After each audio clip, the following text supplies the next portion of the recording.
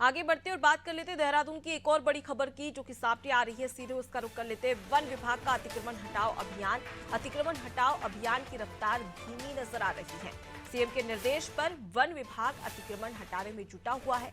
कई वन्य क्षेत्रों में अतिक्रमण चिन्हित भी किए जा चुके हैं, लेकिन कुछ क्षेत्रों में ध्वस्तीकरण की कार्रवाई भी हो रही है। तो स्पष्ट हो रहा है कि किस प्रकार से अतिक्रमण हटाओ अभियान काम किया जा रहा है इस पर, लेकिन अतिक्रमण हटाओ अभियान की रफ्तार धीमी भी यहाँ पर नजर आ रही है। सोनू हमारे साथ में जुड़े हुए हैं। सोनू, एक और जो लक्ष्य रखा गया है, जिस प्रकार से वन की भूमि पर कब्जा किया जा रहा है, अतिक्रमण किया जा रहा है, उसके खिलाफ राज्य सरकार समय समय पर सख्त होती भी नजर आती है। मुख्यमंत्री पुष्कर सिंह धामी कई बार निर्देश भी देते नजर आते हैं और कई बार काम नहीं होने पर नाराजगी भी जाहिर करते हैं। अब अतिक्रमण हटाओ अभियान की रफ्तार धीमी, इसे क्या समझा जाए? देखिए, कहीं ना कहीं जो वन विभाग के अधिकारी हैं उनकी कार्य संस्कृति पर एक सवाल है।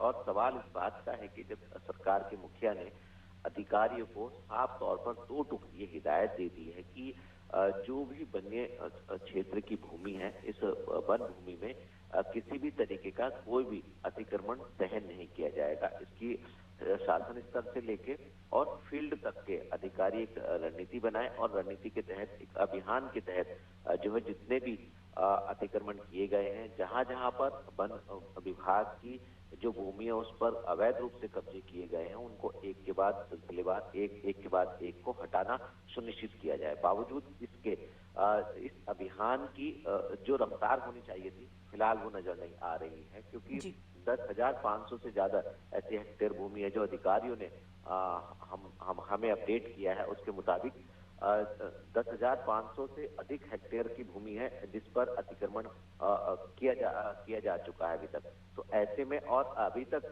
जो अतिक्रमण हटाया गया है वो महज 1305 हेक्टेयर भूमि पर ही हटाया गया है। तो ऐसे में काफी बड़ा भूभाग वन विभाग का ऐसा है जहां पर अवैध रूप से कब्जे किए जा चुके हैं, जहां पर सरकार को, विभाग को एक अभियान के तहत इन कब्जों को हटाना है और जो अतिक्रमण किया गया है इसको हटाना है। और जिन जिन क्षेत्रों में ध्वस्तीकरण किया जा रहा है, यहाँ की भी मॉनिटरिंग करनी है।